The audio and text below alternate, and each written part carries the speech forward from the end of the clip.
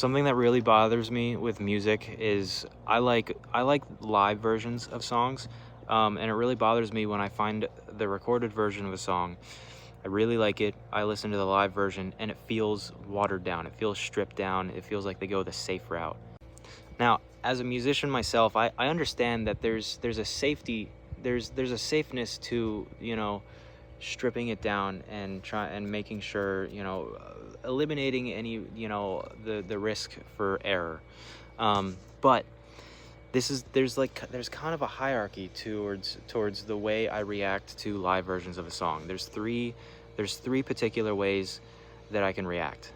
I'll start with the one in the middle. The one in the middle, the way I react is the band will play very similarly. They won't necessarily add, but they especially won't take away any crucial parts, and mainly like the nuanced parts of their songs when they play it live, and they just do it, and it's tight and it's solid, and that's ultimately what I hope for. If it's just like, okay, that was cool. If I get like the same feeling and emotion from the live version than I did the studio version, and it's kind of like equal, then I'm more than happy with that. Now, the second possibility is what I described in the beginning of this video. I get super excited about a band or a group or whatever, and I'm like, let me see if there's any live videos. And then I listen to their live stuff, and maybe the vocalist is lazy, they're not trying to hit those higher notes, they're playing it safe, and maybe they're playing down a register, or they're not doing, the type of runs or stuff. The drummer, I'm a drummer, so I can tell when they're not doing what they were doing in the recorded version, and everything's more bland and stripped down. They're taking away the more involved parts and having a safety net of a more basic thing just to be able to get through the set.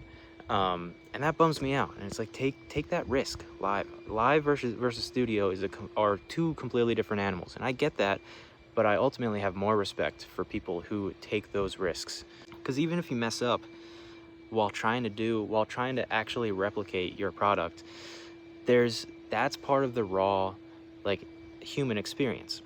And then the third possibility for how I'd react is they go above and beyond in taking those risks, and it shows the skill within their musicality to be able to like replicate sort of the vibe and the melodic phrasing or rhythmic phrasing of the studio version of the album, but they push it artistically. They push it above and beyond, and that's when my mind truly gets blown.